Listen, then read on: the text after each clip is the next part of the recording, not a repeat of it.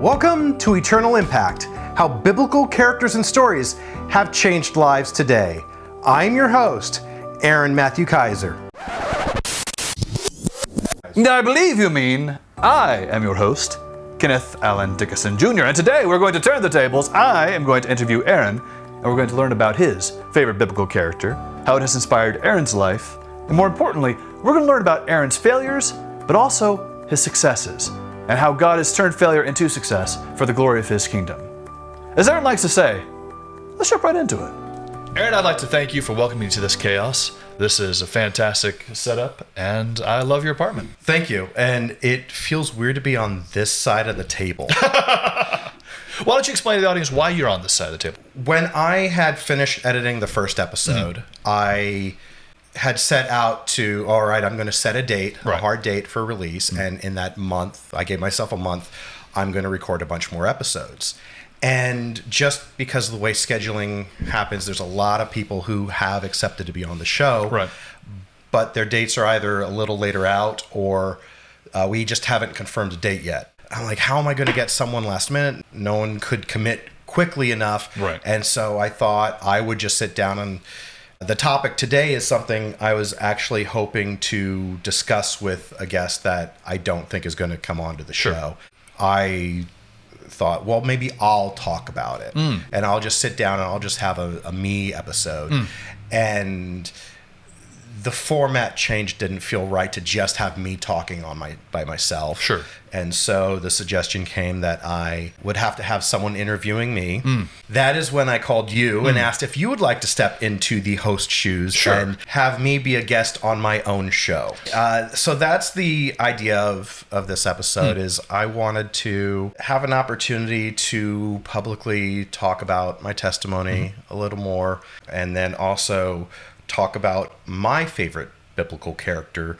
And really, when I started thinking about this character and the episode I was hoping to talk about this character on, it really was what formed the basis for this show and how I thought that the show would actually come together.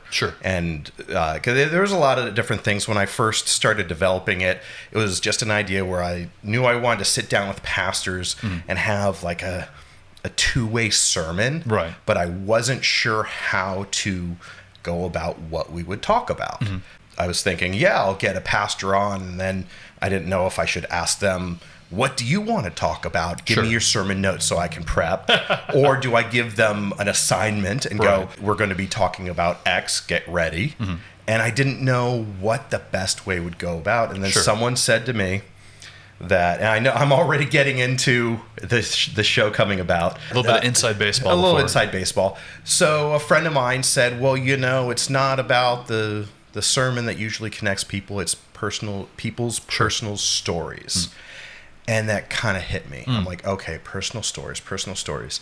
And then the next week or two at Legacy, Josh was preaching on, he's been going through Matthew, Jesus' worldview. For the last 5 years, And I think we had just hit Matthew 13. So it was the first parable in Matthew. Sower of the seeds. The parable of the sower. I think that had actually been the week before, and the next week was about why the parables, and it was where Josh talked about, and I referenced this in the episode with Aaron Stevens, that this was the first time that Jesus spoke in parables, and at that point he spoke almost exclusively in parables, and it was like the importance of parables and how they play a role. And that was confirmation for me that it was about the stories, it was about relatability. And then all of a sudden it just finally came together where I was like, okay, people's personal stories married with who in the Bible. I have referenced this before, but I've got a pastor who says that he doesn't understand Paul at all. Interesting. Because he gets Peter. Because Peter's constantly sticking his foot in his mouth and speaking before he thinks, acting before he thinks, and just getting in trouble by being impulsive. And so the pastor says, I don't get Paul, but I get Peter because I'm Peter. I've had sermons that have hit me because, like, I remember there's one point in my life I was in this really, I was in a moment of failure. Sure. That we'll actually kind of talk about that a little bit more later. Oh, trust me, I've got lots of notes about your failures. All about my failures. I remember I was actually driving in the car with my dad for a vacation in Missouri to see family, and we're driving vacation out in Missouri there. sounds awful. And I had That's why I say misery loves company. Well, it was, the family was fun. Sure. I was in this really low place emotionally, and we're driving out, and I was listening to a sermon podcast from my old church, right. and it was about Gideon. And the pastor was able to relate me to him in a way that I had never related before. And how you really look at the scripture and you see when he's like, no, I need you to prove, like, I'm going to put out the fleece and it needs to be wet and everything else dry. And he's like, no, it's still like, now I'm going to put it out again and now it needs to be dry and everything else wet. And it wasn't that he didn't trust that it was God sending him. He didn't trust that God was sending him. Yeah. He had self-confidence issues. Oh, sure. And that is the thing that I struggle with the most, is not confidence in my skill set, but confidence that I will succeed. Confidence that I will be able to follow through and have something that means something that will maybe even provide an income. I'm doing this show right now on complete faith. Sure. All of these things came together from how I related to Gideon to how my pastor, related to Peter instead of Paul. Sure. And then also what my other friend said, and then what Josh said in his sermon. Everything came together, and the idea was born. Oh, fantastic. And that moment, I just started pushing forward and I put together a pitch deck initially just so I could communicate my vision of what I wanted to do to myself, let alone to anyone else. There were some things I wanted to do initially that God said no. In fact, I was supposed to record in April, and I was going to do 2 episodes. I was going to do it in a studio down the road from here, a really nice, prestigious, expensive studio. Oh, yes. And I was going to raise money. I was only going to do 8 episodes. Sure. It's going to be 1 season, limited run, release. 8 episodes. I was going to get the people I wanted. Right. And very quickly, that shoot didn't happen at all. So what you're saying is all the rest of these guests are just the bargain bin that you No, didn't really want. It's not the bargain bin. I had an idea of what I wanted to do with this. I wanted to be in a place that I could basically show off. It's like, look at the studio I'm in. Ah, yes. Look at the production value I've done. Look at me. I don't think I realized it at the time. I don't even think until maybe right now. But yeah, there was a lot of what I wanted because I am a perfectionist. Sure. As I like to joke around a lot, I am a chronic overachiever. And I wanted things to be perfect. And I think God didn't allow those first 2 episodes to happen the way that, because it would have forced me to do something that he didn't want me to do. Sure. And instead, literally, it was 2 or 3 days beforehand. I'd been told by the studio, oh, that should be fine. That should be fine. But they had someone out sick. Right. And it wasn't until about 3 days beforehand that they said, yeah, we're not going to be able to host you. And God's like, hold on. This isn't the direction I want anyway.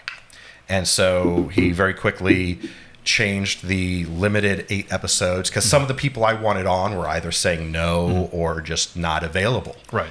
And then it forced me to go, well, who would be the other 8? And then I refilled my list of 8, and then I started having people going, you need to talk to my pastor. You need to talk to this pastor over here. Like it started broadening my horizons of who I would bring in. Sure. And then even to the point where initially I was going to be very tight on doctrine. And now I have a statement of faith on my website. Right. And it covers the Trinity, God, Jesus, salvation, man, sin. Right. That's it. Doesn't talk about any of the superfluous stuff. Doesn't talk about gifts or tongues or anything. Women preachers, all those sorts of things. Stuff like that. And I knew there were a few things that I wanted. I didn't want to be checking boxes, but I knew I wanted some diversity. So it wasn't just all old white guys on the show. And I do actually have a couple of female guests lined up. Oh, great. Whether or not you agree with them being pastors, there are women that run ministries. Sure. I do have a couple there. And basically one of the things I'm doing, one of my upcoming guests is a pastor of a new church, and it's Assemblies of God flavor. And there's a few things. Assemblies of God flavor. That's an interesting way of wording that. I don't know how closely tied to the denomination they are, but there are a few things that we might not agree with. Sure. But the core doctrine. Right. And I go back to Josh.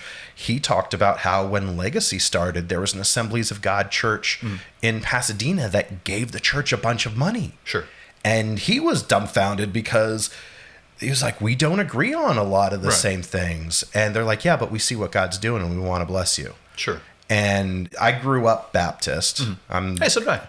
I consider myself non-denominational now, but I will never sit under doctrine I don't agree with. Sure. If there's off, I will not go anywhere near it. Right. But this was an area I think God wanted me to stretch. Even coming to LA, there were certain things that I had to realize that, I don't know that I agree with the Baptists on some of the gift things. In fact, I remember there were things that some of the pastors at my Baptist church, which is a solid church, they would give us these questionnaires on the spiritual gifts, and then they would say, the further you are, in Christ, the more you're going to be, like all of these are going to increase.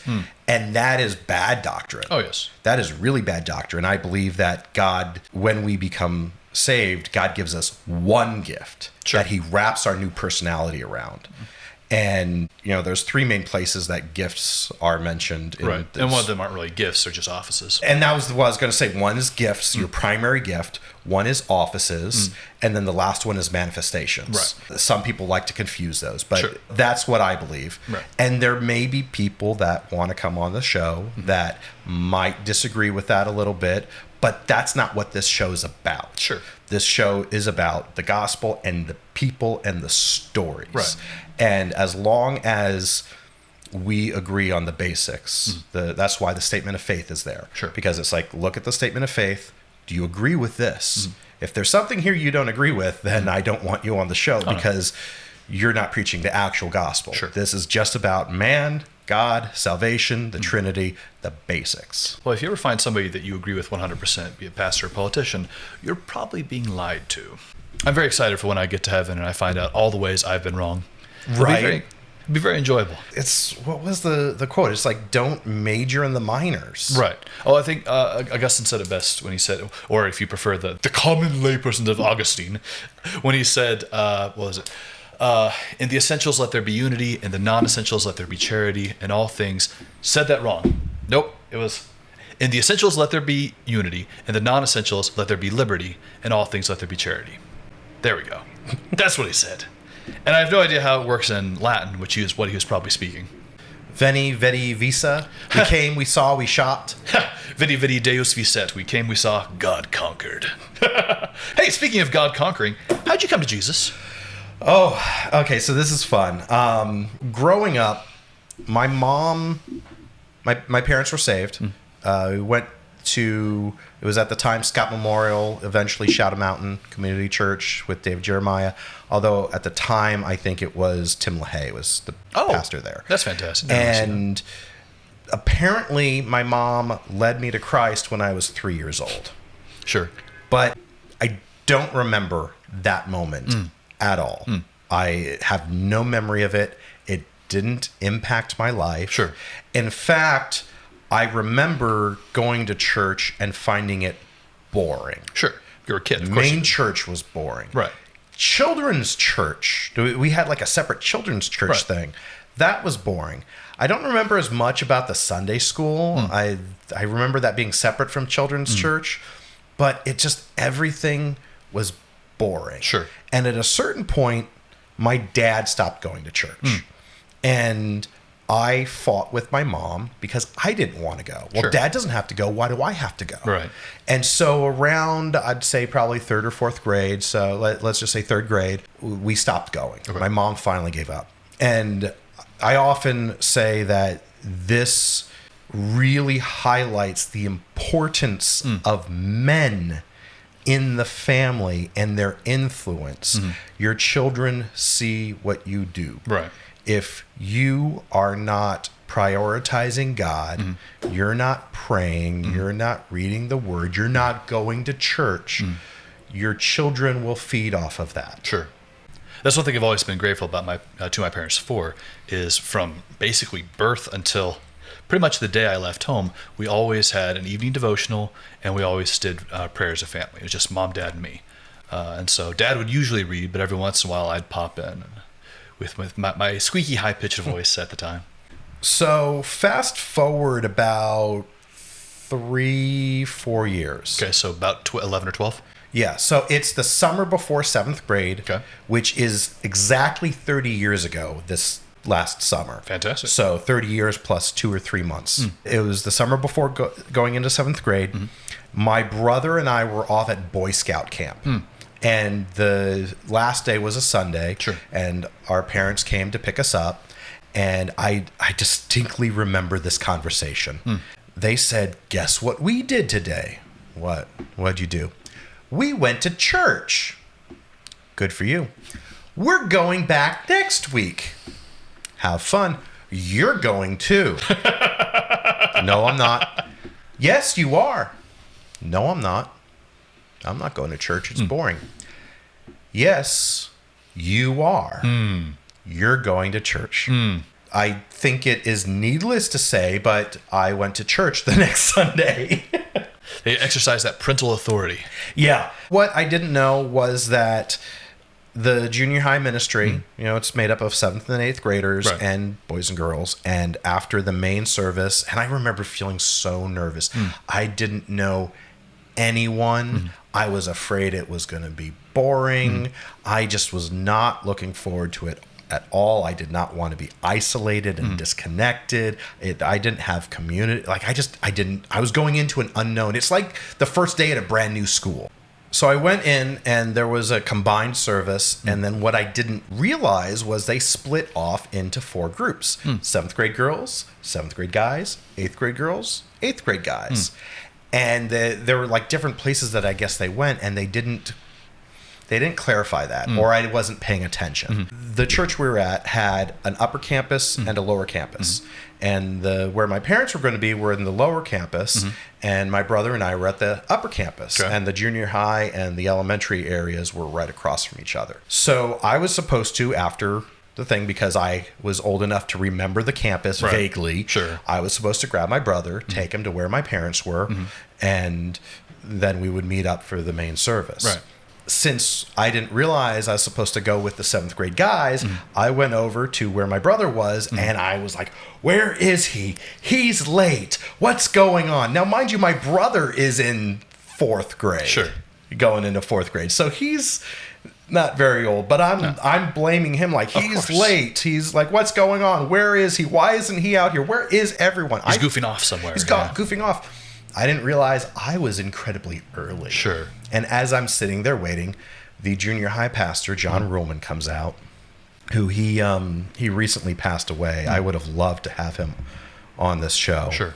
John came out, and he's like, "Hey," I guess he had recognized me inside, or maybe just recognized I was the right age. He goes, "What are you doing out here?"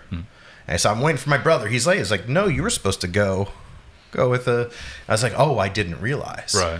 And they were doing what they called an afterglow that night, where they were playing Capture the Flag in the upper campus chapel parking lot. Great game. And it sounded like fun. Sure. And I think it was, looking back, it's like the things you don't realize at the time, but now there's wisdom. You're like, okay, God was in that. Oh. Because what I didn't like about church before was that it was boring. Oh, sure. This was not boring. Right. I think I felt neutral about the service itself, that main part, but that was exciting and fun. Sure. And that was exactly what I needed at the time. I don't remember if this is true, but my memory serves that I went to my mom and she used some reverse psychology. And I said, Mom, I want to go to this thing. And she's like, oh, I don't know. All right, you can go. And I went and I had fun and I got plugged in. Fantastic. And I remember it was so funny because I'd go through the Bible and the only verse I remembered was John 3:16. Because I'd been in Awanas when I was younger. Oh, Awanas is great. But that was the only verse I was like, I remember this verse about God loving the world. And I'm like, I can't figure out. It's like I looked at 1 John, 2 John, and 3 John. It's not in any of those. They're like, no, it's St. John. Yeah. Oh, there it is. Okay. And at some point that summer, so I wish I knew when, but around 30 years ago now, they were doing an outreach. I remember sitting on the floor and they basically did an altar call. They gave an invitation. And I remember thinking and praying, God, I know we're good. You know, not good versus bad, but like, hey, we're good with each other, right? Yes. There's nothing. Slaying good, yes. It's slaying good. And I'm like, God, I know we're supposed to be good, but because I remembered my mom telling me I got saved at 3. I'm like, I know we're supposed to be good, but just in case, I'm going to pray this. Right. And I prayed that prayer, and my life changed. I became a little overzealous. All kids do. 8th grade year was the first year that See What the Pole happened, which I don't know if that's still going on. It was when I was a kid, but also, that was 30 years ago now. For those that don't know, See You at the Pole was basically there was like one day a year where the kids would show up to school an hour early, stand around the pole, hand in hand, praying for the school, praying for each other, praying for the nation. And that first year, I was the only person in my junior high. I showed up and one of the teachers comes up like, what are you doing this early? I'm like, oh, I'm here for See You at the Pole. They're like, are you sure you're at the right place? Like, it's every school. It's my school. Right. And I literally was the only one. I remember being there for an hour just praying. I was in Christian club. I talked in the first episode about how I even started a rival Christian club. Oh, yes. I did air band. I mean, it was, I would do street evangelism in our mall. Sure. Like I would do the entire Romans, you know, the Romans two cliffs road, where you're over here and then God's over here and you can't. The cross is the gap. Jesus is the cross. Moving from junior high into high school, it was actually funny because the junior high pastor became the high school pastor at the same time I went from junior high to high school. So I was with him for over 6 years. And he was such a foundational person in my life. He was the first person to put me in a leadership and teaching position because we had student-run Bible studies that we called platoons. We had dog tags and everything. They're actually in one of my boxes over here that I need to go through is pull out my dog tags and say platoons. But we had, so I was a platoon leader and we had an assistant platoon leader and then we'd have an adult coach that would make sure we were doctrinally on task. And I know that he had told some other pastors when I finally had moved on from the ministry, he said, yeah, Aaron had one of the strongest platoons that we'd seen. Oh, nice. So he was the first person to believe, like, and I wasn't even looking for it at the time. And I think there was probably a little FOMO. I wanted to, belong and be kind of a cool, leader kid. I think I knew that there was leadership potential in me, like without consciously realizing it. But the fact that he saw it and that he allowed it to be developed and it really set the stage. In addition to that, he also focused a lot on apologetics. We were doing missions trips to Salt Lake City to go door to door in Mormon neighborhoods. Oh my goodness. I'm sure that went really well. Oh, it was hilarious because we go to, like, the little old lady would invite us in to distract us and then call down the street. Of course. So that no one else would answer the door. Of course. And it was really funny. I mean, I learned about Mormons at an early age, Mormonism. I learned about Jehovah's Witnesses. I learned a lot about defending my faith. It really informed a lot of who I became as an adult. And a lot of the values that I espouse now, I don't think I would really be able to do this podcast if not for John. Sure. And apologetics are kind of an undervalued, I think, attribute in today's Christian society. But if you're going to stick your kids out in the middle of the world, if you're going to say, hey, go to public school, or hey, eventually go to college or something like that, and you're not going to give them the tools to understand their faith, to understand how to reasonably think about their faith, you're basically setting your kids up for failure. Well, and apologetics isn't about evangelism as much as it is knowing why you believe what you believe. Exactly. It's evangelism to the person, to the Christian. I've seen other people, in fact, people who were the leaders of the Christian club in high school that have rejected Christ today as an adult. Sure.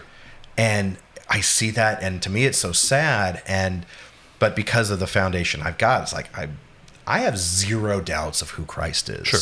There is no way anyone can knock that pedestal down. That's fantastic. Well, Aaron, thank you for sharing your testimony with us. Let's see. Actually, I have a couple questions real quick. Okay. Yes. All right.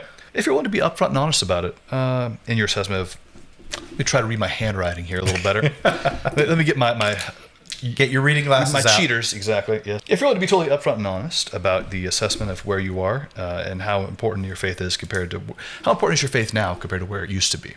I'm actually kind of glad you asked that because so I've been saved for 30 years. Right. Most of my growth has been in the last 7 to 8 years. Okay. To the point where there were certain things that I was doing. There were certain masks I was wearing. Sure. Growing up, I saw my dad wearing masks in terms of we had so much spiritual warfare in the home that the four of us going to church would be arguing, yelling, throwing things in the car. And then we would get out and my dad would be all smiles. Sure.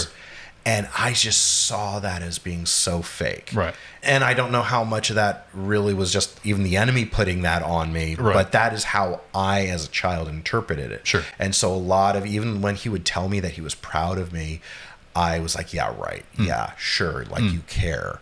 And it caused such dysfunction between us. But fast forward, I had told myself, I'm never going to wear a mask. Right. And to the point where I actually started doing it the other way around, where I felt like I was real and genuine at church. And that is who I really was. But then I would go out and I'm what's considered I think the term is a brittle networker, where I don't just have one small social group. I have a lot of social groups. And this happens all the time where I'll have person A from group A and person B from group B will randomly meet somewhere in event C. Sure. And they go, oh, wait, we have Aaron as a mutual. How do you know Aaron? Oh, I know him from church. How do you know Aaron? Well, I know him from this thing over here. And it's completely separate. Sure. And I have lots of different things and I can get connected into community with different people very quickly. Sure. And because of just my personality and whatnot. But I found myself when I was not at church, I didn't have accountability, both in social groups, especially if there was like someone in that social group that I was physically attracted to, or on dates. Right. And I've had the point where multiple times where I hope that that person who I've been very crass with doesn't find out I'm a Christian. Oh, sure. Or that person I've been very sexually suggestive with doesn't find out I'm a Christian. Or this person I'm trying to be sexual with doesn't find out, or this group over here that I act this certain way. And so it was these masks I was wearing in the world to try and fit in. And I would tell myself that I am being relatable to them because all things, all people, as Paul said. All things, right. But that's not really the context. No. And I was excusing my sin, and I'd come to this point where I would meet a woman, and part of this was because I was now getting older and not married, and I think a lot of the social things that we have in America of getting married later is actually not detrimental. It's not what God intended. Yeah. And I tried, remaining a virgin until I was married, and that lasted until I was 30. I had gotten to a point where I was like, well, if God really wanted me to remain a virgin or not have sex, he would have let me had a wife already. Sure. It's his fault, not yours.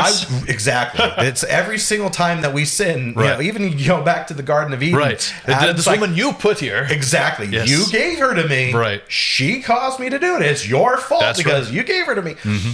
And so I had part of my dreams was I wanted to be married and have kids by the time I was 25. Sure. It's weird, but I wanted to be able to have one of those marriages where we were old enough to celebrate a 50th anniversary. Yeah. And now I'm like, if I got married today, you might get a 30th. I might get a 30th. I might still have more years ahead of me than behind me, depending on how much of this weight I can lose and how well I can take care of myself.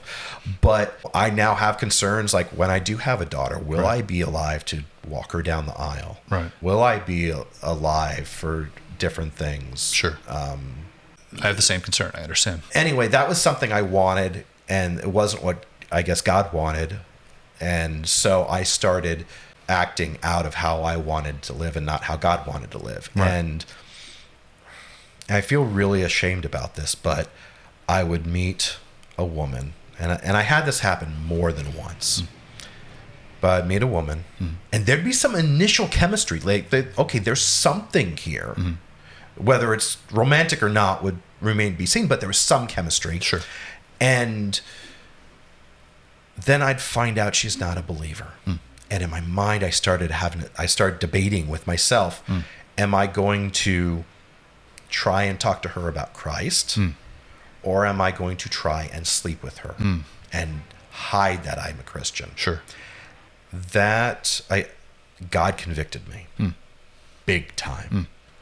I mean, I remember sitting in one of my churches, listening to the sermon, knowing that I had plans to meet up with someone that night after church, and I was hoping something would happen with them. And I had heard stories about people who had been in ministry, like evangelists, things like they would lead people to Christ, and then they would start messing with like the girls, and they just died out of the blue.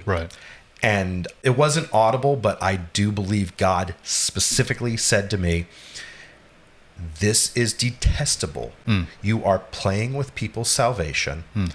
If you do not stop, I will take you out. I've talked about this before where, some people like to say, oh, well, fear of the Lord means just respect him. No. Sometimes it does. Sure. Sometimes it means fear. Sure. And that is probably the first time in my life I got the fear of the Lord in me. Absolutely. And I was terrified that God was going to strike me dead. Sure. Which is even in the New Testament with Ananias and Sapphira, we have that exact same. I mean, not with sexual sin, but they died because they sinned, and the fear came over the entire church. Fear of the Lord is indeed sometimes fear. Yeah. And so I felt convicted, and I was like, okay, God, what do I do about it? Right. And he brought to mind, if your right hand offends you, cut it off. If your right eye offends you, pluck it out. And then he gave me application. He said, you are two different people. There are two versions of you. You need to put this Aaron that is in the world to death. He needs to die. Like, it needed to be this striking contrast of there are two versions of you. You are wearing a mask, but it's not the church one that's a lie. It's this world one. That person needs to die, and you need to be one solidified person everywhere. For the most part, I am now the same person in every social circle. That's fantastic. And part of that has been actually talking about the gospel on social media. Even this show, I go into networking things and they're like, what are you doing? Oh, I've got this podcast. Well, what's your podcast about? Oh, it's about how I sit down with pastors and talk about their, what biblical, so immediately I'm setting up, I'm a Christian. So now I have to make sure I'm on my best behavior. Sure. Because the tendency to sin again is so strong. One of the other things that happened at that same point was we were talking about the they're the two people that came to Jesus about following him, and one's like, well, let me go do this first. Right. And Jesus is like, no, let the dead bury their dead. You come follow me now. Oh, you go home, deal with your father's house. It was that entire thing, and also about the cost of carrying the cross. And I had always envisioned that God would use my speaking gift, but I thought it would be far out. Well, once I'm a successful filmmaker, sure, churches are going to invite me, and I'm going to give a guest thing, and then half their congregation will find out wasn't even saved because I led them. Literally, it goes back to the same thing about it's all me. Sure. And I thought, well, God needs me to be successful in order to use me. And it was kind of one of those things where in that moment, in that night, I remember, and it was funny because it was in the same place where just a few months, maybe even a few weeks prior, I had been itching to get out of there so I could sin. And now God's telling me, no, not in the future, now. You need to be ready now. And if I called you to speak now, you don't have the life. And so it was like all of that was happening at the same time.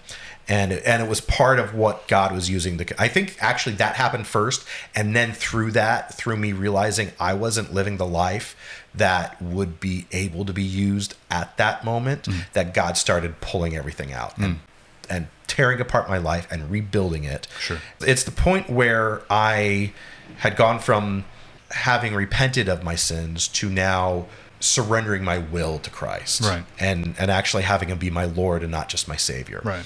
And it was interesting because it's this 2-year process. And then my mom, who was already terminally sick, she had juvenile rheumatoid arthritis since she was 5. She'd been in remission when my parents married. Right. And then after my parents divorced, when I became an adult, her health got progressively worse to the point where she went from a cane to a walker to a wheelchair and a scooter to being bedridden. And then in one of her trips to the hospital, she was not in a good bed and she wasn't getting turned, and she developed a pressure ulcer. Basically an open wound. A bed sore. Yeah. And the doctors were like, basically, this is like having cancer without having cancer. She had originally wanted to donate her body to science, and science would not take her body. So we ended up cremating her and illegally spreading her ashes. We'll cut that part out. No, it's actually in a vlog. It's on my YouTube channel. Before my mom got sick, all of my grandparents had passed. And at my grandmother's memorial service, I asked to speak. My grandmother had gotten saved literally days or weeks, I think days before she died. Wow. And I didn't find out until after she passed. And my grandfather had also gotten saved just a few years before he passed. At my grandmother's memorial service, I was trying to figure out, how do I honor my grandmother while also preaching the gospel? I didn't know how solid of a thing was, but there was just something in me that was like, I have to preach the gospel. Right. And I literally found a way to have a 5-minute sermon. Oh, wow. I timed it. It was under 5 minutes, and it tied in because she had this thing where she had these garden tomatoes. And she didn't have a garden, but if people gave her garden-grown tomatoes, they were her absolute favorite. And if she let you have some, she was sharing her physical love with you. And this is before she was saved. Sure. And I forget exactly how I did it, but I tied something about like the seed of the tomato into the plant and the vine. And then I somehow tied that into the tree that Christ was crucified. I found some masterful way to just present the gospel in 5 minutes. And then I literally had gone to a farmer's market and got a bunch of, as close as I could get to garden tomatoes. And I had a bag of like 30 tomatoes. And I said, these are the gift for you. And it was completely honoring to my grandmother, but it was the gospel. Fantastic. And I don't know if it planted seeds.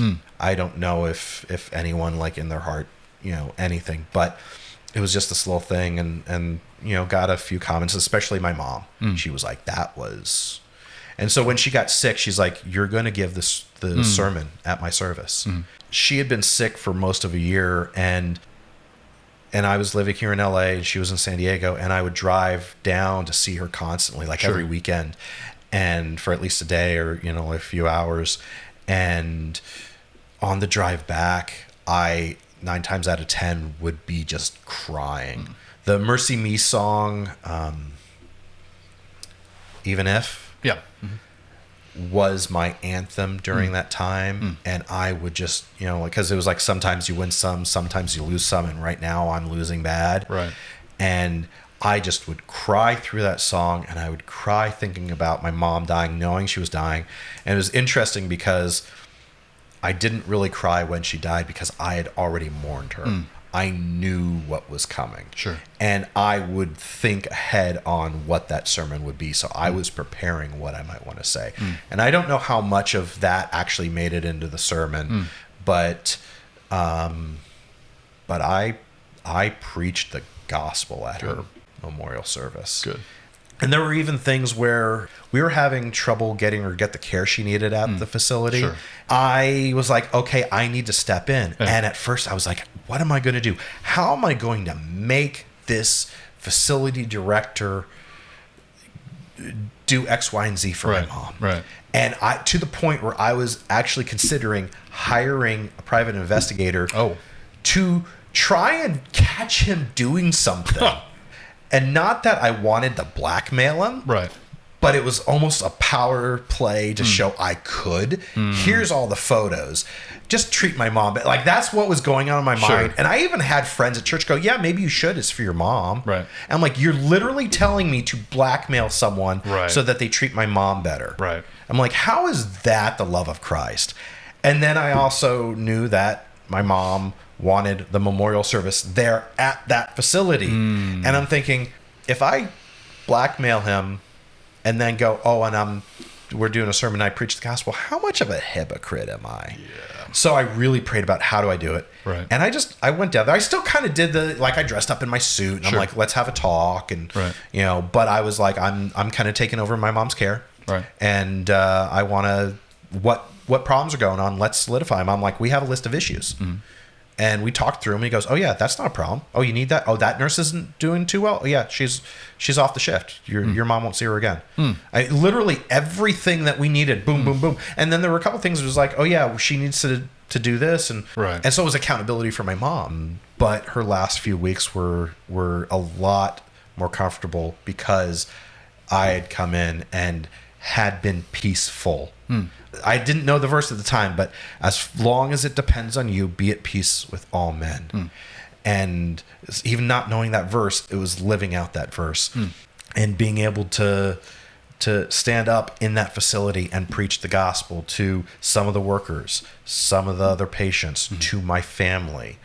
And there are people in all camps that I know that were there that were hearing the gospel in a clear, plain way that still, as I did with my grandmother, related back to my mom and honored her in the process. Sure. And I know it was what she wanted. And it was like those 2 years had been leading me to that moment. Sure.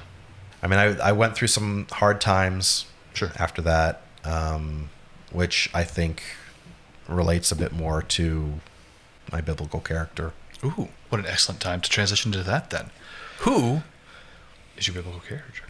John, also known as Mark. Oh, or is it Mark, also known as John? No, John also Mark. called Mark. John Mark, yeah. It's more John/Mark. Right. John is his Hebrew name, and Mark is his Greek name or Roman name. Right. And so he was known as both. You see that with some other characters that went by multiple names as well. But John Mark. Now, it's interesting, by the way, before you transition, that you picked John Mark because you are named after two biblical characters, two strong biblical characters. Aaron, obviously the brother of Moses, the first high priest, who famously screwed up at the golden calf when he listened to the people and decided to go their way as opposed to God's. And Matthew, who was the outcast of the disciples because he was a tax collector, essentially a traitor working for the Romans. So I'm curious. Why did you pick John Mark as opposed to your two namesakes? Aaron would be a good one. I remember when I was younger, I was pretty shy. I wouldn't even go to my best friend's house, the next door over, Right. and ask if he would come out to play. And so my parents got me over that, and I haven't shut up since. So there's a certain point where, in fact, I even for a while thought Aaron meant the mouthpiece of God. It actually means like the high mountain or something like that. But I thought it was that, and I thought that fit perfectly. But I don't really, other than just having a speaking gift, I don't relate to Aaron. Okay. And I've never really looked that much into Matthew. I think it's interesting that The Chosen shows him as being on the spectrum, right? Which they believe, Dallas Jenkins believes, is like, if you really look at the scripture, there's some basis for that. I can see the evidence. But the thing with John Mark is he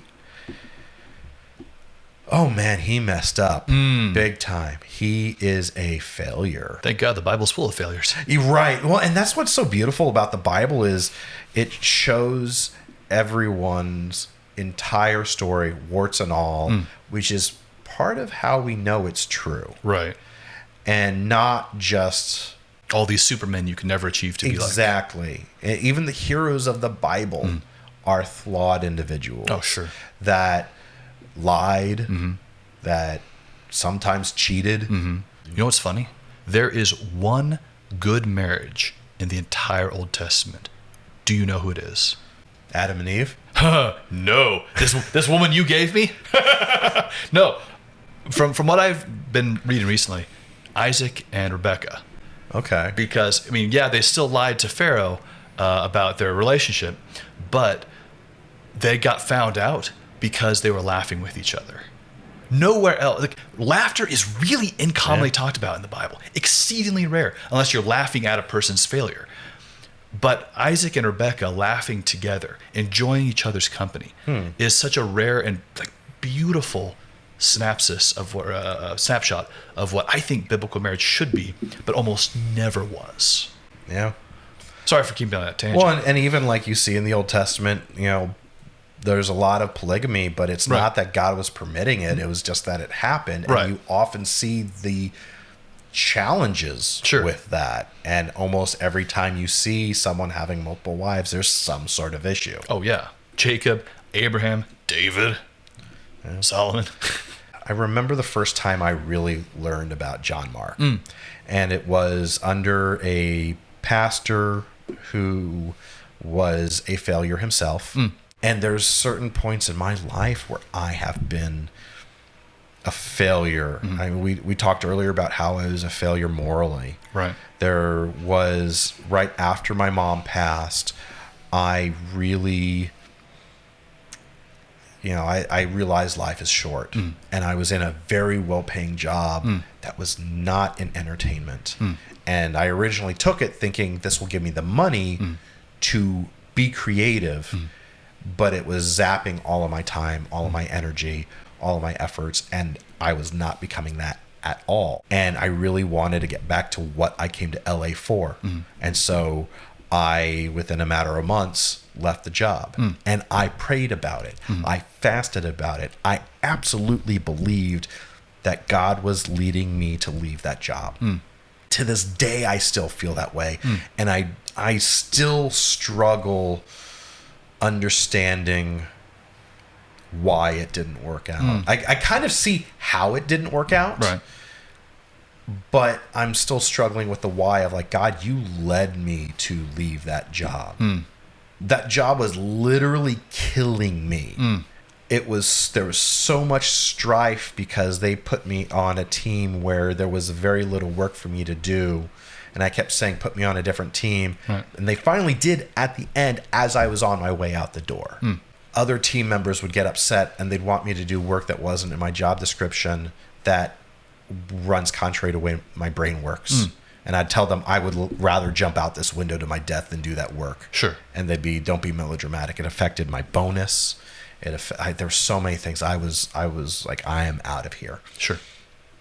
And I believe God led me out of there. But then my plan to keep myself afloat didn't work. And within a couple of months, I lost my apartment. very expensive apartment in Glendale, very nice apartment in Glendale. I loved entertaining there. It was a perfect space for me. But I lost that. And I got behind on my car. It got repoed. I only owed a few grand left on it, but I just didn't have that money. Sure. And so I lost my car. So I'm homeless. And I had one friend from church who was like, if you need it, my house is always open to you. And then they were afraid I would get comfortable there. So they concocted this plan where you can stay for a week, but then you have to leave for a week. And they tried arranging where I was going to go. And then you can come back for a week, and then you have to leave for a week. And then you can come and stay for a month to house sit for us while we go out of the country. Oh, boy. And then after that, it's done. You have to leave. You can't come back. I mean, the first idea sounded great. And then there's like, but we'll let you stay longer just because we need you. Right. And it was interesting because I did some house sitting after that. Right. And there was such a contrast because the other couple that had me house sit and dog sit, they paid me. Right. They made sure the food was full. They were like, let's go to the grocery store. What do you like? Oh. Anything in the fridge you can have. There's maybe one or two things they said, don't touch those. Right. But they were like, anything you want. And I was well fed. I was paid. So I had money to do things with. And it was a contrast to this couple who not only didn't pay me, but they cleared out the cabinets before they left, so they didn't even leave me any food.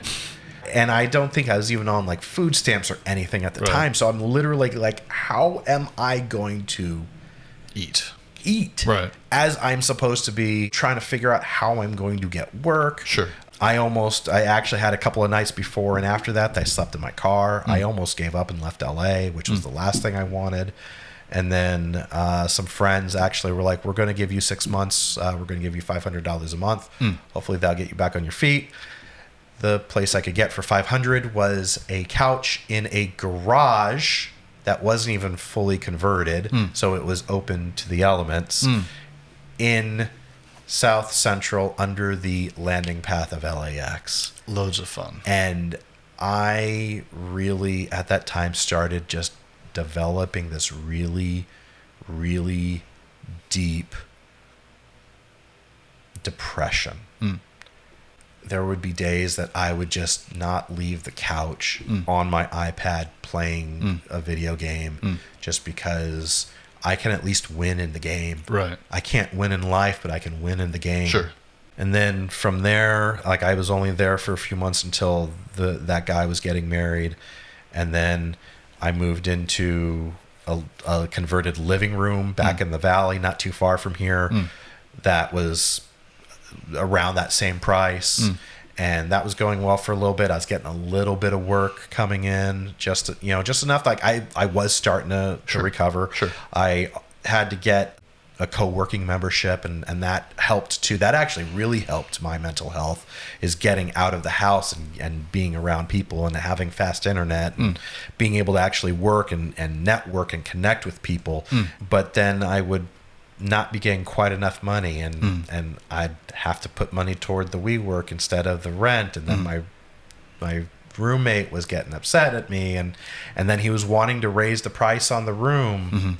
And so I just literally, I remember I was a month behind on rent, and I just cut and ran.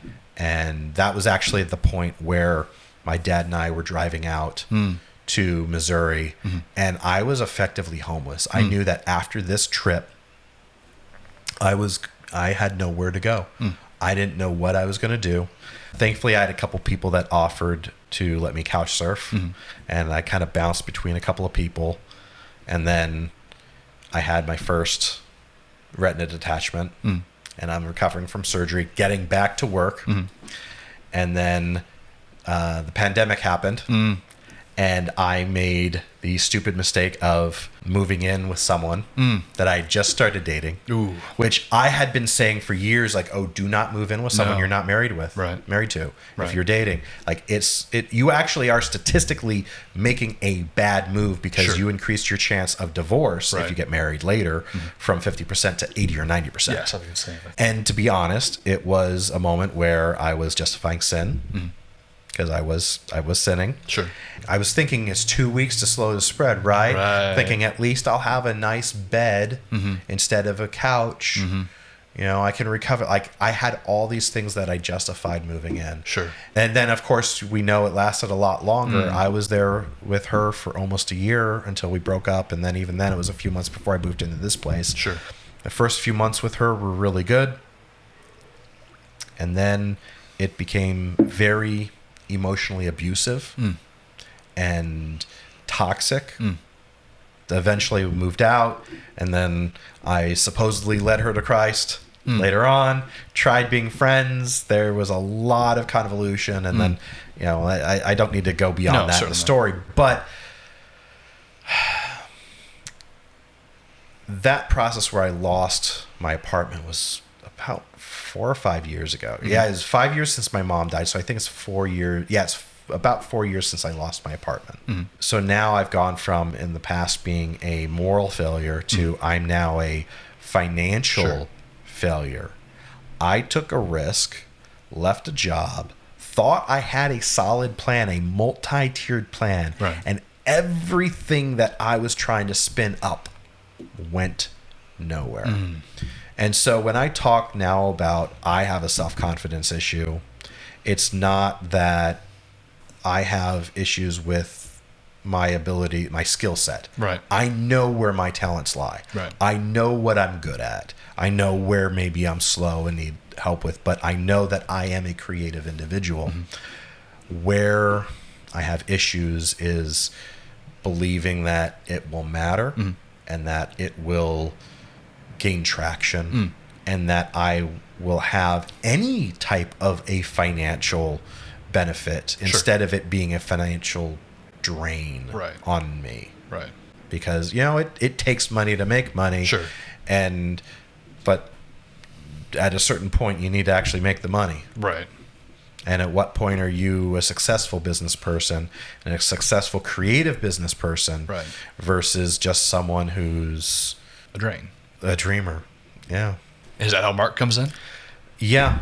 The first time we definitively see him is in Acts 12. And it's when Peter had been in prison and an angel came and released him. And when he realized this, he went to the house of Mary, the mother of John, who is also called Mark, where many were gathered together and were praying. So we find out his mother Mary, not obviously there's a lot of Marys. There's a lot of Marys in the Bible. But this woman is fairly wealthy, it seems. She has a servant. She has a large house. We don't know whether or not it's the house where the Last Supper happened or not. Not Antioch. Pentecost. Yeah, that's probably where Pentecost was happening.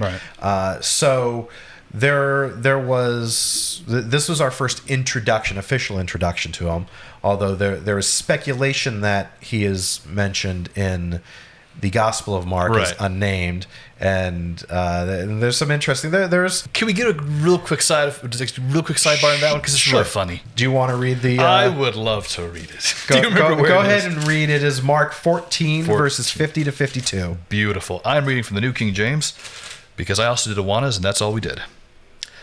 Then they all forsook him and fled. Now a certain young man followed him, having a linen cloth thrown around his naked body. And the young men laid hold of him. And he left the linen cloth and fled from them naked. And because he's utterly nameless for a lot of pastors, this very well could be John Mark, the guy who wrote that gospel. There was something I was reading last night. I don't want to get too into it, but they were actually looking at the verbiage of even like the linen sheet, the specific original language that was written in there. It's a not commonly used word in the Bible. And the other place it's used is actually just a little while later, if I might be remembering this wrong, but it's just a little while later when the women meet the man in the garden, and he's like, "Oh, he's not here; he's risen."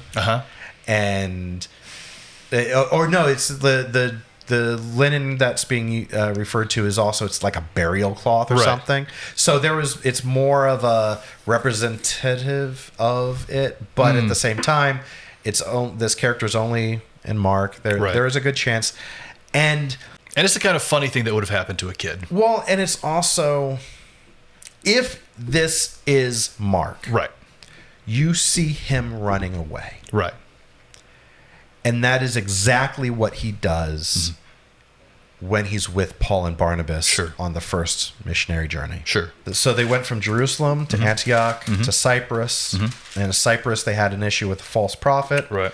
And then chapter 15, 13 is we see again that they had John with them. And then in verse 13 of chapter 13 it says, "Now after Paul and his companions set sail from Paphos, they came to Perga in Pamphylia, but John left them and returned to Jerusalem." It was interesting going over this last night, trying to make sure that I had, like, what I remembered was correct. Right. And everyone keeps saying, well, we don't know why he left. And there's all this speculation that, oh, he disagreed with Paul about this, or there was this over here.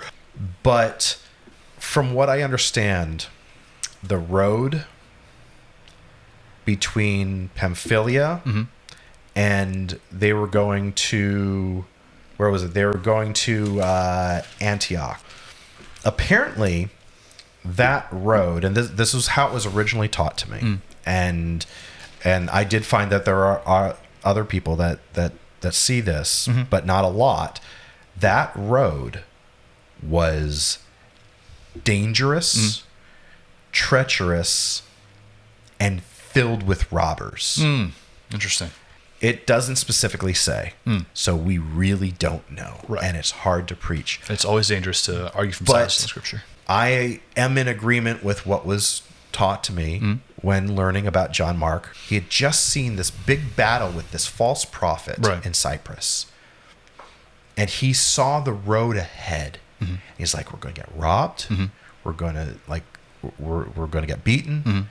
We're going to, like, someone's going to fall down a cliff." Right. Like it was a physically treacherous road too, and he just bailed. Sure. He got scared. It wasn't that he was a mama's boy. Right. No, he got scared. Right. And he ran away. And so if the young man in Mark is John Mark, this is the second time he's turned tail and bolted out the door. Established pattern of behavior. Regardless of why, there were consequences. Sure. There was fallout. Right. I saw this for myself. When I left my job, I was in leadership in one of my churches. It was a church where we had 2 different studies, and in my study, my main study, I was running the men's ministry. And because the pastor's older, and also because of situations where we couldn't be on one of the studio lots anymore, we combined just one study, and there was already a men's group in that study that was going strong. In fact, I even was humble enough to say that they did a better job than me. I saw it as, hey, pastor, we need to sit down and we need to talk about, like, where do I serve now? Because I'm in leadership, and what I was doing, there's not a need for now. So now where do I fit in this picture of this new combined study? And he... At the time I submitted, now I disagree with his decision, but it's still his ministry, so it's up to him eventually. As long as you're under his authority, you still it's completely under his authority. I just think he was misguided, and but he and I are very similar, and so I think he sees a little too much of himself in me, and I think he might judge me because of that. Sure. But he basically said, while you are in this financial position where I had other people from the study having to keep me afloat. Like I said, they gave me money so I Right. could have somewhere to live, to get back on my feet. Right. It's like, as long as you're in that position, I can't have you up front leading. Because he thought it was a validation of my bad decision Oh, okay. and my failure. And that messed me up because it actually caused me to go, well, I'm no longer in leadership. So I now have, because when you're in leadership, Right. you have Higher that standard. higher standard. Yeah. And I was like, well, I'm not in leadership anymore. So I guess I can sin. And it was such a messed up way of thinking, Sure. but I allowed myself to go down certain paths that I wouldn't have had I still been in leadership. And it also just hurt. It really hurt because I met with him for the purpose of, how do I now serve? Right. And it's like, oh no, you're not going to, I'm taking you out.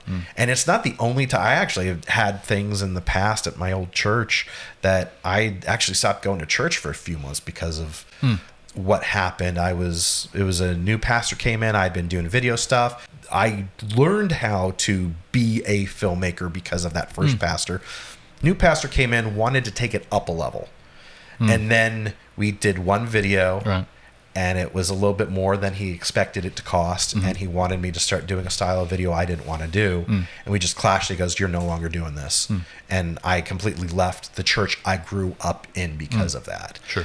And so I've got multiple failures throughout my life where I left church because of disagreement. Sure. And I got removed. And now I'm in this other thing, and I made a decision and that I felt God led me to make, and I'm getting removed from leadership completely. Gotcha. And I'm still not in leadership in that group now. John Mark had the same thing happen. And this is what happens in Acts 15. This is the disagreement with Paul and Barnabas, who were tight. Right. Barnabas was the son of encouragement. Yep. And basically the type of person that everyone should strive to be. Sure. All right, this is in Acts 15, verses 36 to 40. Now, after some days, Paul said to Barnabas, let us return and visit the brothers in every city in which we proclaim the word of the Lord and see how they are. And Barnabas wanted to take John, called Mark, along with them also. Side note is, it's believed that Mark is also Barnabas' cousin. I think I remember that, That may have been why. But Paul kept insisting that they should not take him along, who had deserted them in Pamphylia and had not gone with them to the work. And I think that the wording there actually leads me to believe it wasn't a disagreement with Paul No. that he left. It was literally he abandoned them. Sure. Well, also, at one point I was flipping back. In chapter 14 in Iconium is where Paul got stoned. So in a way, Mark was right. He was right. If your theory was correct that he abandoned because he was scared that they'd get injured, he was right. But by the same token, he betrayed Paul and everyone else. It 100% makes sense. Everybody's reaction. Yeah. Except for Barnabas. I have no idea what he was doing. So continuing on, and there was such a sharp disagreement that they separated from one another, and Barnabas took Mark with him and sailed away to Cyprus. But Paul chose Silas and left, being committed by the brothers to the grace of the Lord. It's probably exactly the way I felt when my pastor said, I can't put you up front when you're destitute, is exactly how John Mark felt when Paul, the superstar of the church, was like, no, you screwed up. And because of that, you're not good for anything. You should not come on this trip. I don't know how much time had passed between the two. And there's not much said. Right. But we do get some glimpses of later on. Sure. In Colossians 4:10, Paul says that he's sending Mark, the cousin of Barnabas, whom you've received instructions, and if he comes to you, welcome him. So he's sending him with a good report. In Philemon, verse 24, he says that he lists Mark in with a bunch of people and then says, my fellow workers. So he is identifying Mark as a fellow worker. And then the big one is in 2 Timothy chapter 4, verses 9 through 11. And this is the end of Paul's last letter, shortly before he is put to death. He's basically saying goodbye, as we had commented before. Right. Be diligent to come to me soon, for Demas, having loved this present age, has deserted me and gone to Thessalonica. Crescens has gone to Galatia. Titus to Dalmatia. Only Luke is with me. Pick up Mark and bring him with you, for he is useful to me for service. And I also pulled out a few of the other translations, especially the Amplified Classic has it, for he is very helpful to me for the ministry. So we can see just by this that rift between the two mended.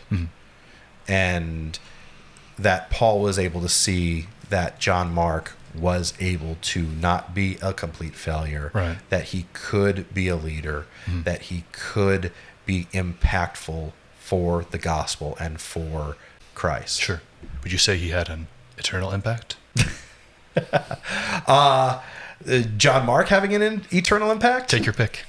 I think that Barnabas had an eternal impact on John Mark, and that's one of my action points I'll hit later, but I don't know how much Paul had an impact. Probably, I'm sure there was an impact. I'm sure there was. Well, there was definitely a negative impact earlier on, and that also that shows what even people filled with the Spirit can make bad decisions. Well, but the thing is, no one is considered to be in fault in Acts. It just says this happened. Yeah. It very well could have just been an issue where there was a personality difference. That's why Paul said, very well could have been why Paul said later, and I want to say it was Romans, as much as is dependent on you, live at peace with one another.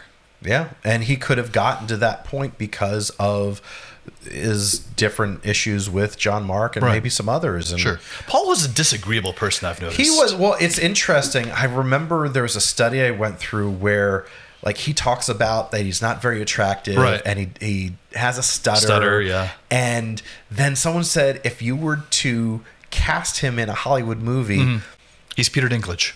Well, it was the person that was said to me was Woody Allen. Oh no! That's and immediately that is now who I think of. I think of Woody Allen when I think of Paul. Oh no, that's awful. Oh no, I hate that. I hate that so much. But which is probably how Paul was. He rubbed people the wrong way. He got himself stoned in places. He got, he was very bold. Okay, well, I'm never going to look at the Bible the same way again. You've left an eternal impact on me.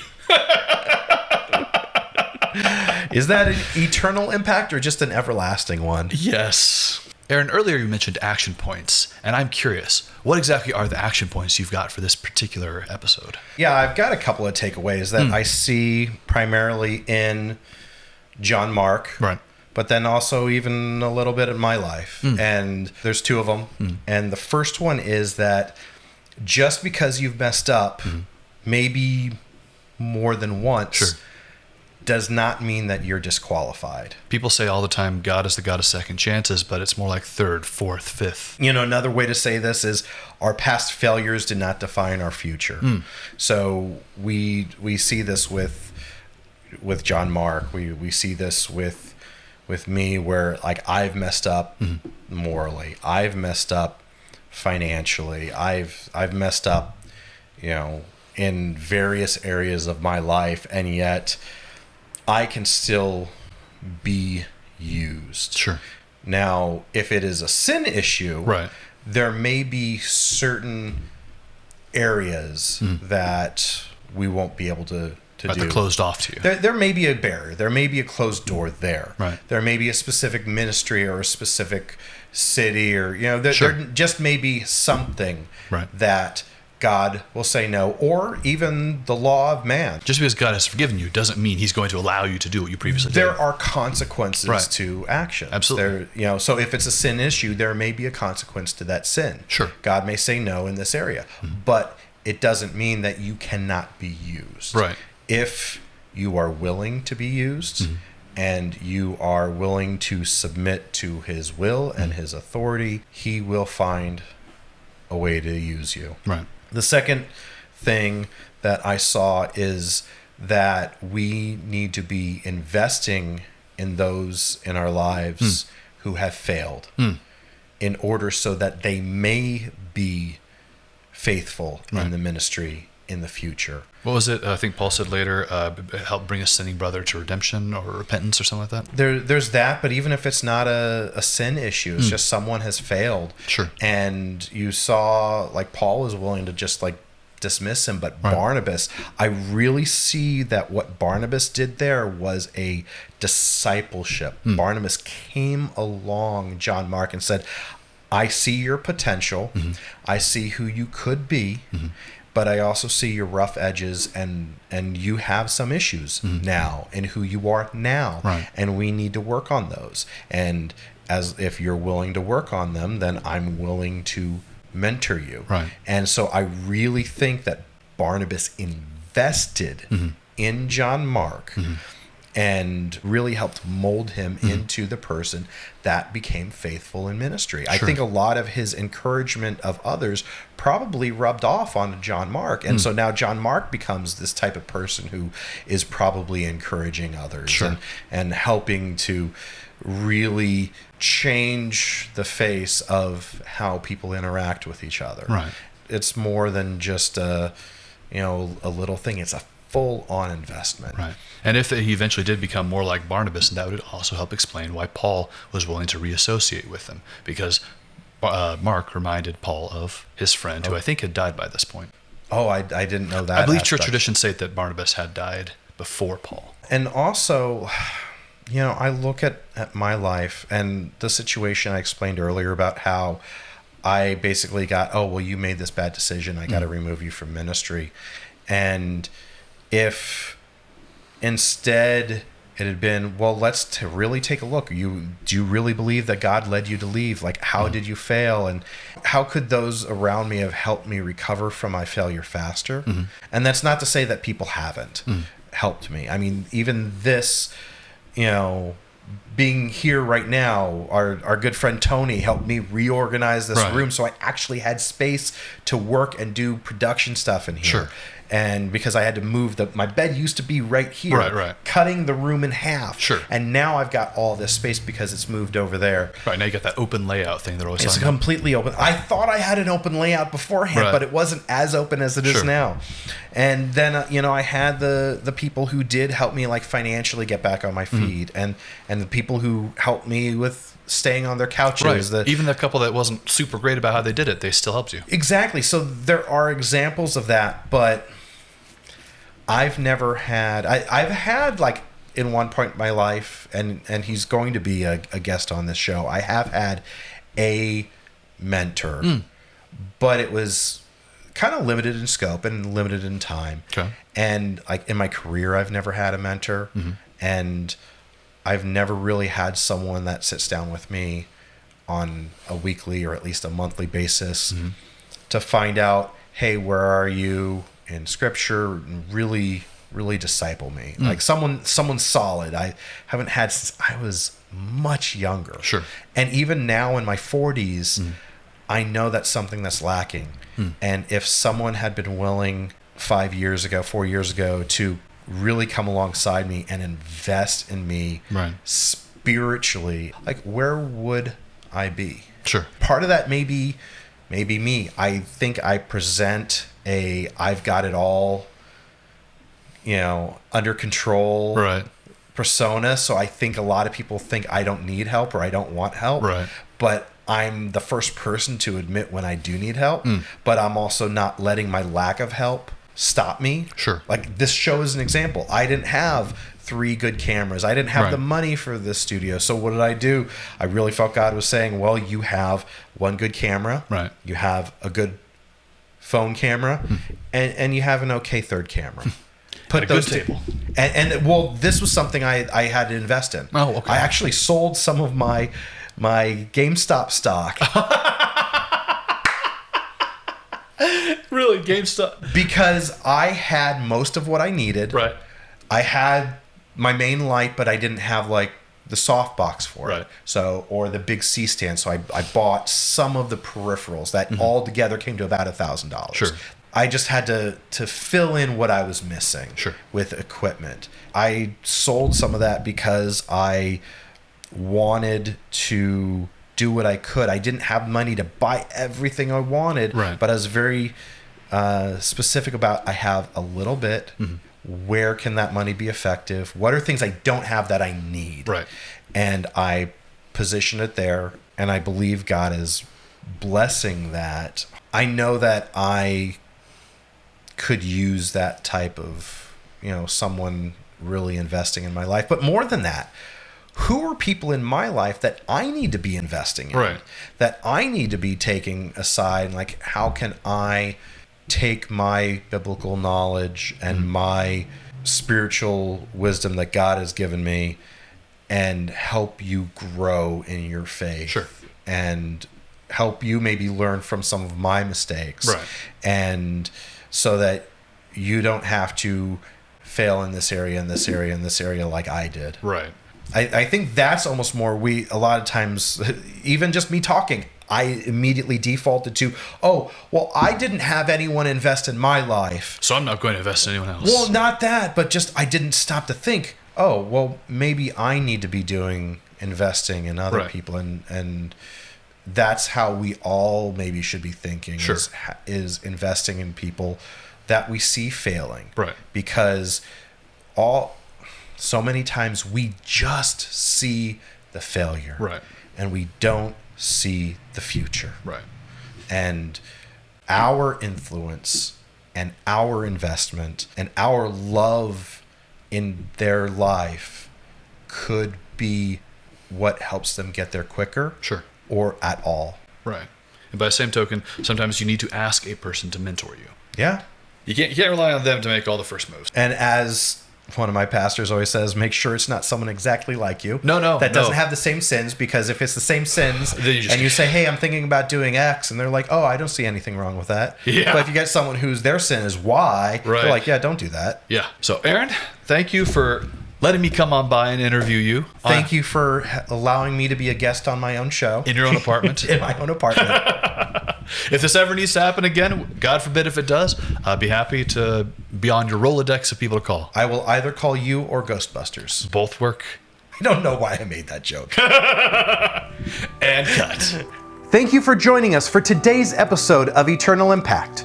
Let's give Ken a round of applause for stepping in as host so that he could interview me about my life and the life of John Mark. I think I've done enough talking today, so let me tell you about our next episode. We will be sitting down with Karen Covell, the founding director of the Hollywood Prayer Network.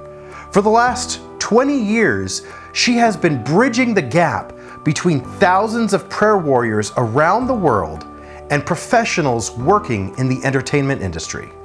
We will hear about her story, as well as the story of Esther, a woman in the Old Testament brought to a foreign land who needed to find her influence and power while not losing focus on what God wanted her to do. I can't wait for this episode. Please do not miss it. Make sure to subscribe and share this show with your friends. For more information or to join our email newsletter, visit our website at eternalimpact.show. Until next episode, I am Aaron Matthew Kaiser, and this is Eternal Impact.